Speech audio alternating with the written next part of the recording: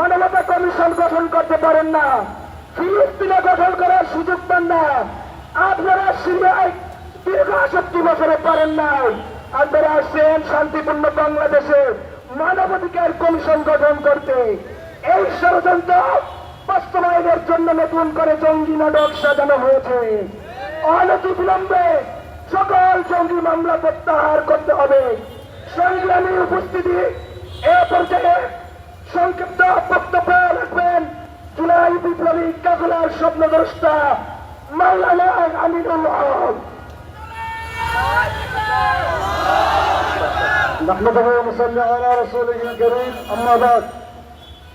সংগ্রামী সাথী ও বন্ধুগণ, আপনারা আজকে বৃষ্টির মধ্যে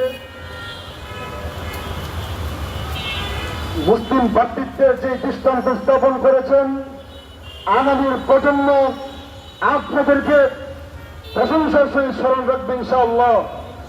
আমরা সেই হাদিসের উপর আমল করতে চাই যেখানে রাসূল বলেছেন, আল মুসলিমুন কাজাসাদিন ওয়াহিদিন ইন ইসতাকা আইনুহু ইসতাকা কুল্লুহু ইন ইসতাকা রাসুহু ইসতাকা কুল্লুহু। রাসূল বলেছেন, মসজিদ থেকে মাগরিব গোটা দুনিয়ার সমস্ত মুসলিম কোন দেহে মাথায় আক্রান্ত করা হয়, পুরা দেহে যেভাবে বিষক্রিয়া ছড়িয়ে পড়ে, কোন দেহ যেভাবে আক্রান্ত হয়ে পড়ে, একজন মুসলমান মসজিদে পৃথিবীর পশ্চিমাঞ্চলে আক্রান্ত হলে বাংলার সরকারি মুসলমান, বাংলার সবাই কালিমা দাবিদারী মুসলমান আক্রান্ত হবে। রাসূল বলছেন, ইসতাকা আইনুহু ইসতাকা, আঘাতপ্রাপ্ত হলে গোটা দেহ যেভাবে আক্রান্ত হয়ে পড়ে, মাসিক পূর্ব দিকের কোন মুসলমান যদি আক্রান্ত হয়, বাংলার মুসলমান সহ সারা পৃথিবীর মুসলমান আক্রান্ত হবে। সংগ্রামে সাথী বন্ধুগণ, আমার তিন মুসলিম ভাইয়ের জন্য আজকে আসছি। যে মুসলিম ভাইদের নামে যে বাবা চাপানো হয়েছে, তাদের সাথে দ্রুততম কোনো সম্পর্ক নাই। আমরা ইন্টারিমকে সংক্ষিপ্ত মেসেজ দিতে চাই, হাসিনা থাকা অবস্থায় আমাদেরকে দিল্লির দাসত্ব করতে চেয়েছিল, আমাদেরকে দিল্লির দাসত্বের শৃঙ্খলা আবদ্ধ করতে চেয়েছিল। হাসিনাকে আমরা ২৪ পরবর্তী সময়তে মেসেজ দিয়েছি, আমরা দিল্লির দাসত্ব করি না, আমরা দিল্লি বিজয়ের স্বপ্ন দেখি।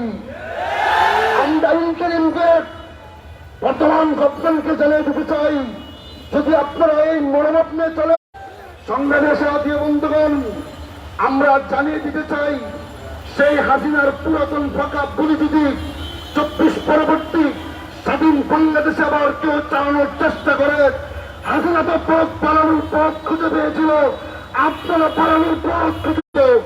বাংলাদেশে আজকে যে আপনি প্রধান উপদেষ্টা ডক্টর ইউনূস বসে আছেন, সে আপনি বসতে পারতেন না।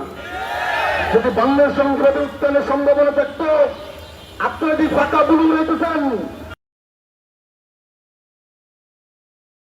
মসজিদে বসতে পারতেন না। আসিফ মাহমুদ আর মাহফুজরা ভালোই ফাঁকা বুলি রয়েছে। তোমরা এখন ২৪-এর সাথে তোমাদের সাথে কারা ছিল? আজকে তোমরা কালিমার প্রতীকের উপর রেস্ট্রিকশন দাও। তোমাদের প্রতিটি আন্দোলনে, জুলাইয়ের ২৪-এর জুলাইয়ের প্রতিটি আন্দোলনে আমরা কালিমার প্রতীকে রয়েছি। তখন কপালে সোনা দিছিলা, আর এখন জঙ্গি বলে টেক লাগাও না। হাসিনা যে পথে পালিয়েছে, বল্লাহি মসজিদের প্রাঙ্গণ থেকে আল্লাহর নবী শপথ খেয়ে বলছি, করে মাল্টিপ্লেয়ারের ব্যবসা করতে চাই, মসজিদের থাকবে না। তাওহীদ জনতার হত্যালে আবার কোন হত্যালে তাদের মস্তক হয়ে যাবে ইনশাআল্লাহ। আমরা আরেকটা বিপ্লবের স্বপ্ন দেখি, সেই বিপ্লবে দিল্লি আর ওয়াশিংটনের দাসত্বের সবক দিবে না।